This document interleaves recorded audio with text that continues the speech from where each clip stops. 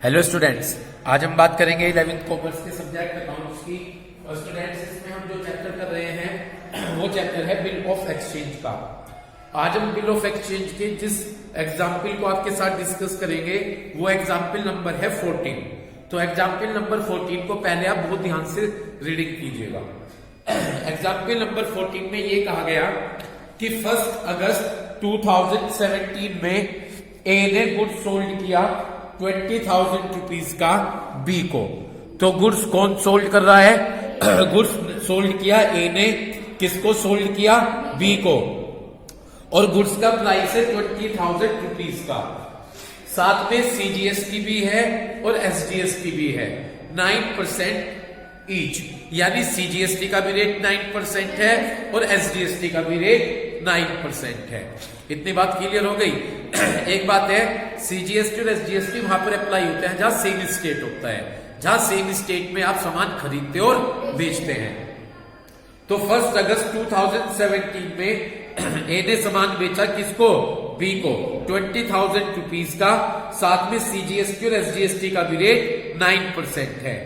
B ने 3,600 rupees तो cash पे किए, ठीक है ना। तो बी देखो, गुड्स तो था 20,000 का, बी ने साथ के साथ 3,600 पे कर दिए cash. And accept a bill, और एक बिल एक्सेप्ट किया बाकी बची अमाउंट का, जिसका प्राइस 2 मंथ है। क्लियर है भाई बात? समझ में आई आपके बात?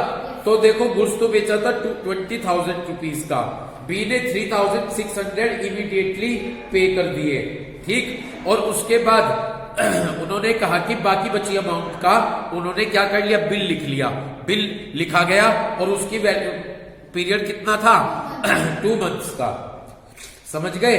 ऑन द ड्यू डेट पर B express his inability. Due date पर बी ने ये कहा कि मैं इनेबल हूं, यानी मैं पेमेंट नहीं कर सकता, मेरे पास पैसे नहीं है, मैं पैसे नहीं दे सकता। ये बात किसने कही? बी ने। समझ गए? एंड ऑफर्ड, और ए को ऑफर किया कि 8,000 रुपीज तो आप कैश ले लीजिए और जो बाकी बचा उसके लिए एक न्यू बिल लिख लीजिए, उस पर इंटरेस्ट होगा 15% के रेट से। क्लियर है?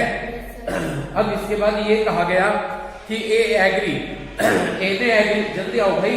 ए ने एग्री किया इस प्रपोजल को, ए ने इस प्रपोजल को क्या कर लिया? एग्री कर लिया।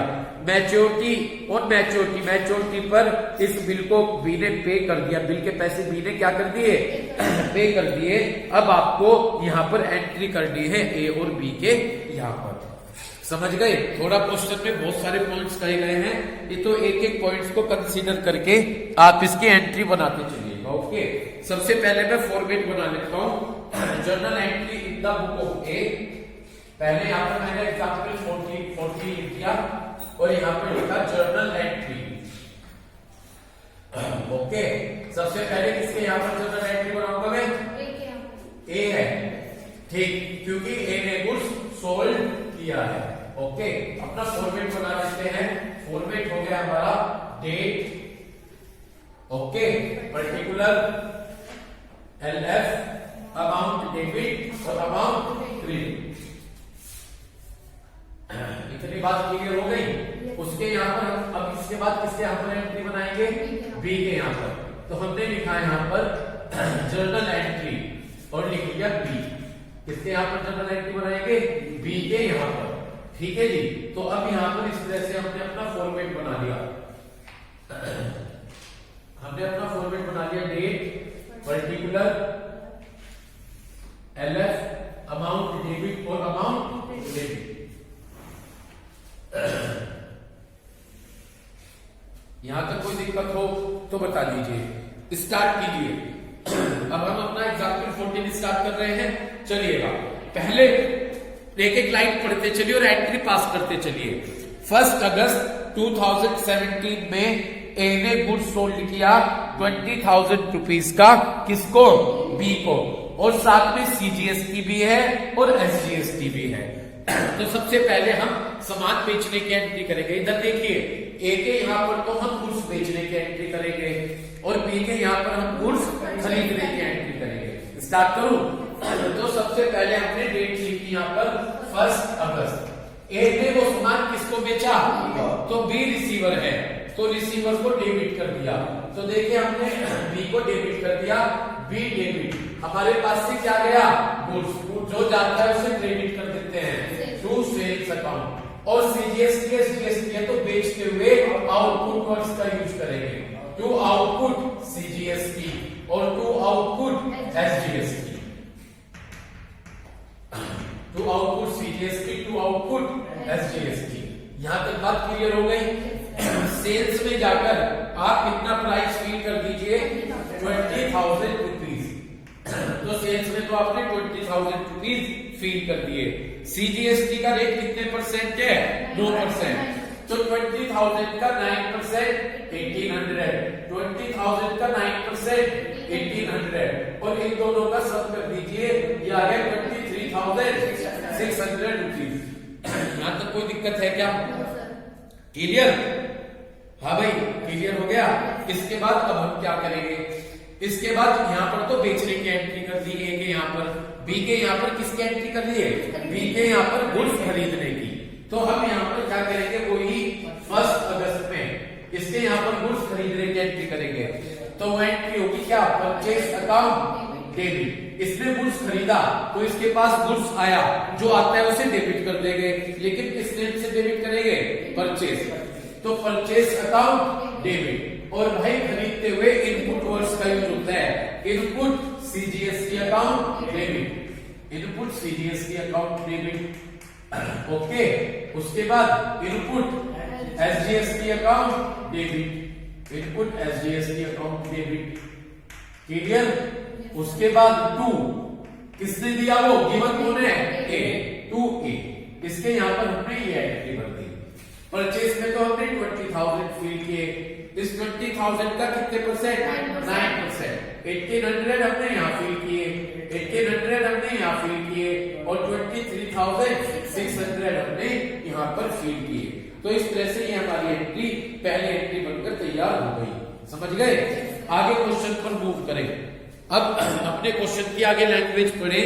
बी ने पे कर दिए 3,600 रुपीज इन कैश। बी ने कितना पैसा कैश पे कर दिया, 3,600, एंड एक्सेप्टेड ए बिल, और एक बिल एक्सेप्ट किया। क्योंकि सुनो मेरी बात, बिल कौन लिखेगा, ए, और बी उसे एक्सेप्ट करेगा। तो बी ने कहा कि मैं 3,600 तो कैसे पे कर रहा हूं, कैश, और बाकी के लिए, बाकी अमाउंट के लिए 2 महीने का एक बिल लिख लेते हैं। इतनी बात क्लियर हो गई। अब देखिएगा, सुनिएगा मेरी बात, 2 एंट्री कंबाइंड बना लेंगे।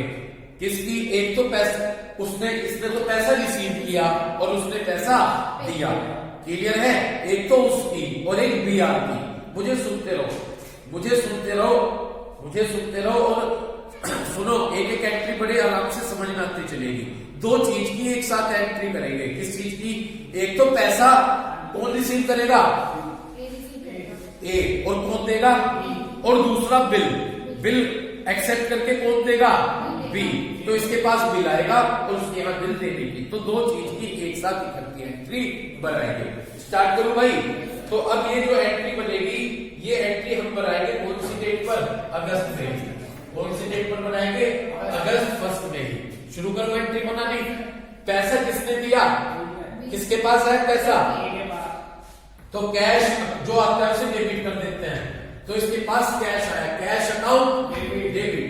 दूसरा क्या आया, बिल, तो बीआर अकाउंट डेबिट। तो cash account debit, BR account debit, किसने दिया, वो बी ने, टू बी। तो ये एंट्री हमने पास की, ठीक। कितना कैश आया, 3,600। एक मिनट, 3,600 तो कैश आया, क्लियर हो गई बात, 3,600 तो कैश आया।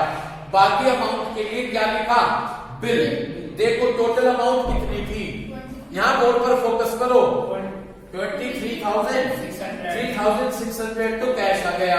बाकी के लिए क्या लिखा, बिल। बाकी कितना बचा, 23,600 से 3,600 घटा दे तो 20,000 का क्या बचा, बिल। समझ गए? और टोटल हो गए 23,600। ये वाली एंट्री समझ में आई क्या? क्लियर हो गई? क्लियर हो गई? चलो तुम बाद में आए देखो अगर क्लियर है भाई बात आपके। तो बिल का अमाउंट कैसा है? 3600 तो कैश है, बाकी कितना है 23,000, ये माइनस कर दो तो 20,000 बिल के हो गए। अब उसके यहाँ पर इसके यहाँ पर सेम डेट में अगस्त 1 में एक तो पेमेंट करने की एंट्री होगी और एक बिल्स देने की एंट्री होगी। इन्होंने पेमेंट किसको किया? तो ए रिसीवर है, तो ए को तो क्या कर देंगे? डेबिट। तो ए को डेबिट कर दिया गया। इनके पास से गया कैश टू कैश अकाउंट और एक गया बिल, तो टू बिल्स पेबल। ठीक है जी, इनके यहाँ पर ये एंट्री बनी। ए में तो पहले कैश में तो भर दिए 3,600, बिल के हो गए 20,000 और ऐड करके लिख दिए 23,600। क्लियर? कोई दिक्कत? समझ गए?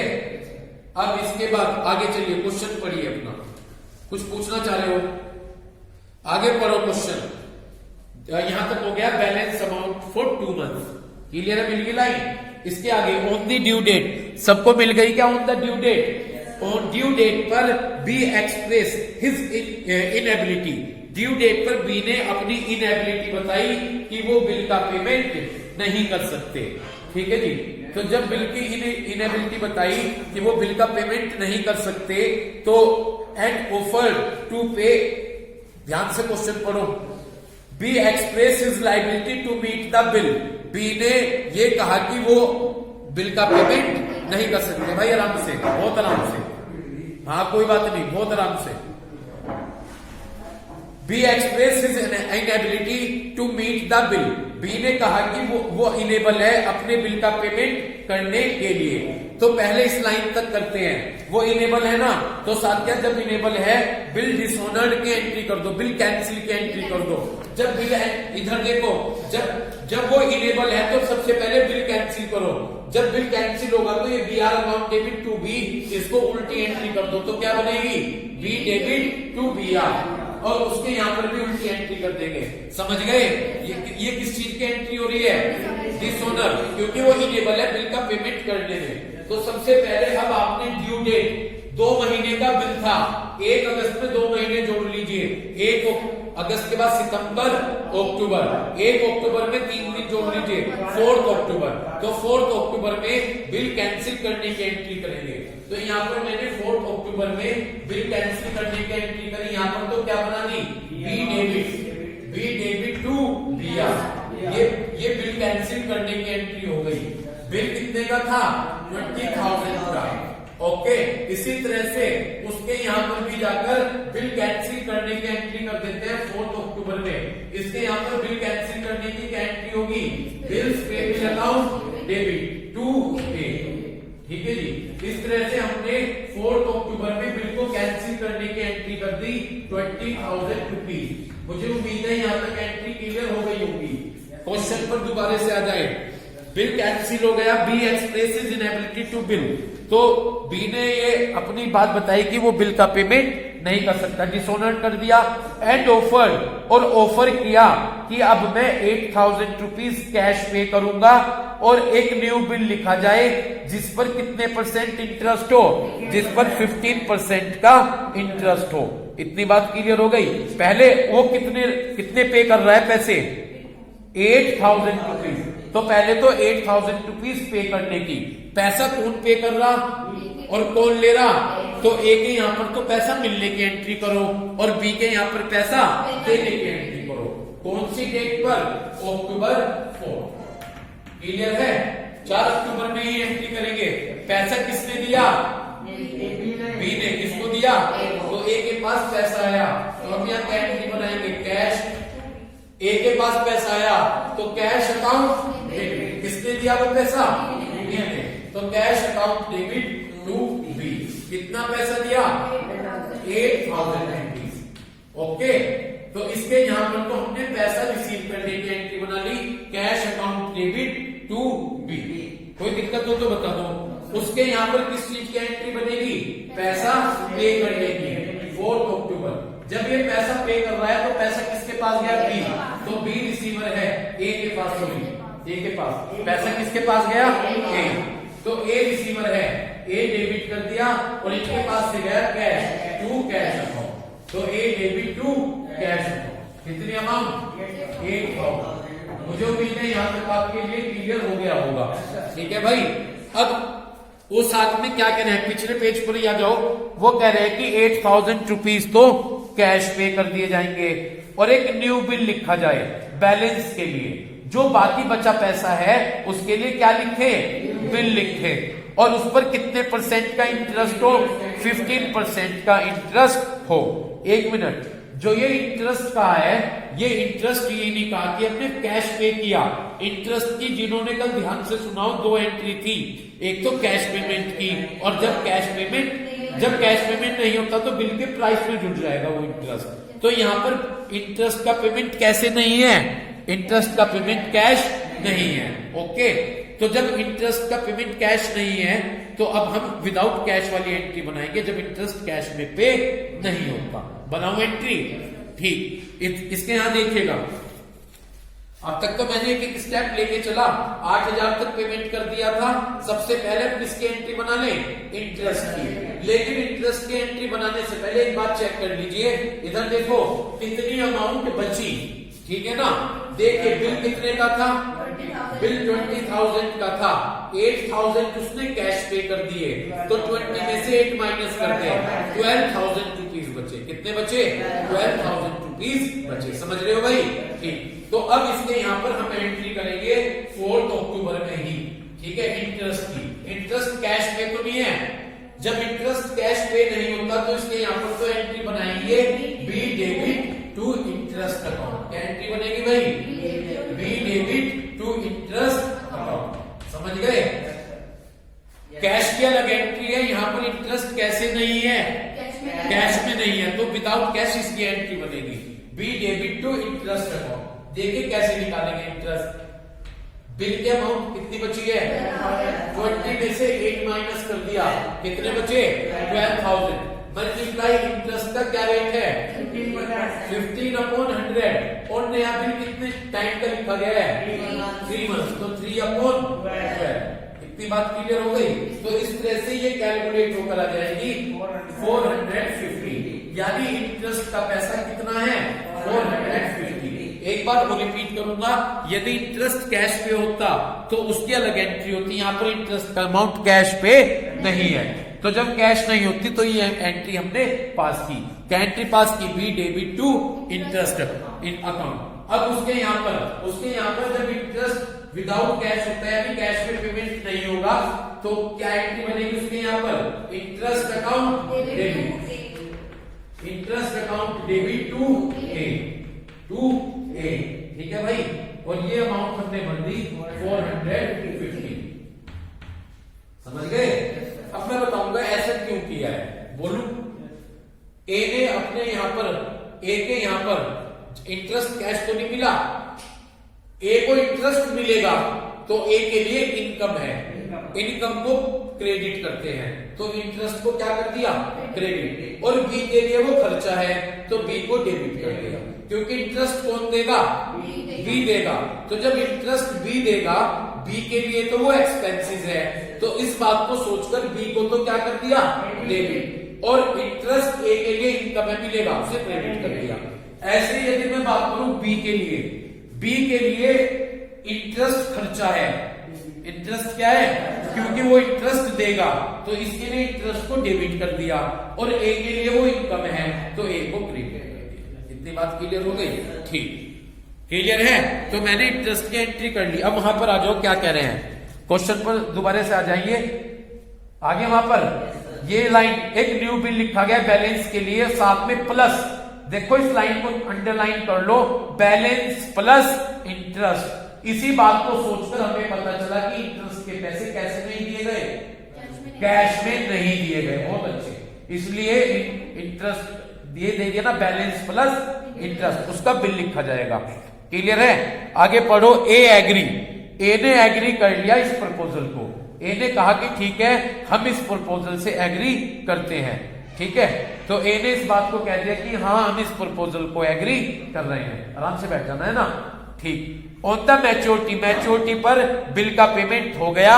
अब आपको ए और बी के यहां पर एंट्री करनी है। चलो जी, अब मेरी बात सुनो जी, अब यहां तक तो हो गया, ठीक, आराम से। अब यहां पर बिल लिखेंगे, नया बिल, ठीक है जी। नया बिल कौन लिखेगा? ए।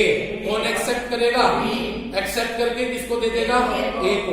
तो ए के यहाँ पर क्या रहा है? बिल, ठीक है जी। तो हमने बनाया ये कौन सी डेट पर? ये 4 अक्टूबर की बात है। कौन से अक्टूबर की? 4 अक्टूबर की, ठीक। इसके यहाँ पर बिल आया, तो आया उसे डेबिट कर देंगे। तो किसको डेबिट कर दूं? B R account debit. और वो बिल किसने दिया? बी ने, टू बी। तो हमारी एंट्री बनी B R account debit to B. Clear है भाई बात? 1 मिनट मेरी बात सुनेंगे सभी। 20,000 में से 20 में से 8 गए, कितने बचे? सुन रहे हैं क्या सभी? 20 में से 8 गए 12, और 12 में क्या ऐड कर दूं? 450। तो हमारे न्यू बिल का प्राइस हो गया 12,450। तो इसके यहां पर तो हमारी एंट्री बनी 4 अक्टूबर में बिल मिलने की, B R account debit to B, 12,450। समझ गए? वो बिल किसने दिया? बी ने। तो अब बी के यहाँ पर एंट्री बनाएंगे। बी के यहाँ पर 4 अक्टूबर में क्या एंट्री बनेगी? वो बिल कौन दे रहा? बी। किसको दे रहा? तो ए रिसीवर है। इसके यहाँ पर हमने बना दी एंट्री ए डेबिट, और क्या गया? बिल, तो बिल्स पेड, ठीक है जी। बस 12,450। वही समझ में आ गया? 12,450 कैसे आए? तो ये हमने लिख दिया ए डेबिट टू बिल्स पेबल 12,450। एक बार अपने क्वेश्चन पर फोकस कीजिएगा। आगे क्वेश्चन पर, जब आप अपने क्वेश्चन पर आए तो ये देखें कि जो नया बिल लिखा गया उस नए बिल का टाइम पीरियड कितना था? उस नए बिल का टाइम पीरियड था 3 मंथ्स। इतनी बात क्लियर हो गई। और ये कहा गया कि 3 मंथ्स बाद उस बिल का क्या कर दिया गया? पेमेंट हो गया। बी ने उसका 3 महीने बाद पेमेंट कर दिया। इधर देखो कौन सी डेट पर है? 4 अक्टूबर है। 4 अक्टूबर, इसमें 3 महीने जोड़ो, 4 नवंबर, 4 दिसंबर, 4 जनवरी, और 4 जनवरी आ गई, और 4 जनवरी में 3 दिन ग्रेस के, तो 7 जनवरी। 7 जनवरी में बस लास्ट में इसको पेमेंट मिलेगा, और वो पेमेंट कौन करेगा? बी। तो इसके यहाँ पर 7 जनवरी में पेमेंट रिसीव करने की एंट्री करेंगे। तो 7 जनवरी में जब हम पेमेंट रिसीव करेंगे तो एंट्री क्या होगी? Bank account debit, bank account debit to B R. तो इसके यहाँ पर तो हमने बैंक एंट्री बना दी, bank account debit to B R. कितनी अमाउंट? 12,450। इसके यहाँ पर भी 12,450। कोई दिक्कत? उधर आ जाइए 7 जनवरी में। इसके यहाँ पर पेमेंट रिसीव हुआ, ये पेमेंट करेगा। जब ये पेमेंट करेगा तो इसके यहाँ पर क्या एंट्री बनेगी? Bills payable account debit to bank, bills payable account debit to bank. कितनी अमाउंट? 12,450। तो इस तरह से हमने 7 जनवरी में ए के यहाँ पर पेमेंट रिसीव करने की एंट्री करी, और बी के यहाँ पर पेमेंट करने की एंट्री करी। क्लियर है? तो ये आपका क्वेश्चन था। इसके जैसा प्रैक्टिकल क्वेश्चन देखिएगा अपनी बुक में चलकर। ये कौन सा क्वेश्चन किया था हमने? 14। आपकी बुक में ऐसा 15th न्यूमेरिकल क्वेश्चन है, प्रैक्टिकल क्वेश्चन। देख लीजिए एक बार। 15 क्वेश्चन मिल गया। 1 जनवरी 2018 में दिनेश ने गुड्स परचेज किया चंदर से। तो कौन गुड्स खरीद रहा है और कौन बेच रहा है? 60,000 का। सीजीएसटी और एसजीएसटी है 6%। दिनेश ने 7,200 कैश पे कर दिए, और एक बिल ड्रॉ हुआ बाय चंदर के द्वारा फॉर द बाकी बची अमाउंट के लिए, और टाइम है 2 महीने का। ड्यू डेट पर Dinesh is able to manage. Due date पर दिनेश एबल है कि वो 20,000 तो कैश दे देगा, और उसने ही arrange with Chandar for the retirement of the bill. और उसने ये कहा कि बिल्स को रिटायर कर लीजिए, इस पेमेंट को लेकर, यानी उस बिल को खत्म कर दीजिए, और एक न्यू फ्रेश बिल लिख लीजिए बैलेंस अमाउंट का 4 महीने का, और उस पर इंटरेस्ट कितना है? 18%। क्लियर है जी? तो न्यू बिल और ओल्ड बिल कैंसिल कर दो, न्यू बिल लिख लीजिए, और न्यू बिल की मंथ होंगी 4 मंथ। ठीक है, जो सेकंड बिल है उसका ड्यू डेट पर क्या कर दिया गया, पेमेंट। आपको दोनों पार्टीज के यहाँ पर जर्नल एंट्री करनी है, कर देखिएगा। तो बस इस वीडियो में हम यही डिस्कस करेंगे। तो उम्मीद करता हूं कि जो एग्जाम्पल नंबर 14 किया इसको समझकर वीडियो देखकर अच्छे से इस क्वेश्चन को क्लियर करेंगे। Thank you.